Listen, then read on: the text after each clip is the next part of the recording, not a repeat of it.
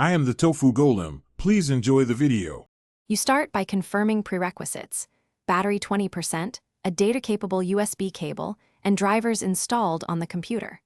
Once done, unlock your Samsung and swipe down to open Quick Settings. Press the USB notification and choose USB for file transfer, only if tethering option not visible.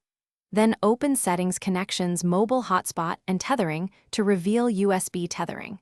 This gets the phone into a state the computer can detect. Make sure USB debugging is off, unless troubleshooting required. Now plug the Samsung into the computer and watch for the USB connection prompt. If you see it, select the tethering option. Next, in Settings, Connections, Mobile Hotspot, and Tethering, toggle USB tethering on. This switches the phone to provide a network interface.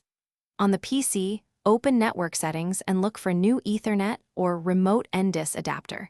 Windows will usually install drivers automatically. If the network doesn't appear, disconnect and reconnect the cable while toggling tethering to force detection.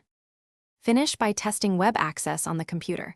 Open a page or ping an address to confirm. If it fails, make sure mobile data is active on the Samsung and disable any VPN on phone or PC because tunnels can block tethering. If still stuck, try a different USB port or cable, reboot both devices, and temporarily enable USB debugging to view connection logs. Key troubleshooting. Confirm carrier allows tethering and you haven't hit a data cap. Carriers sometimes block tethering at the network level. Thanks for watching. Consider subscribing if we helped you today.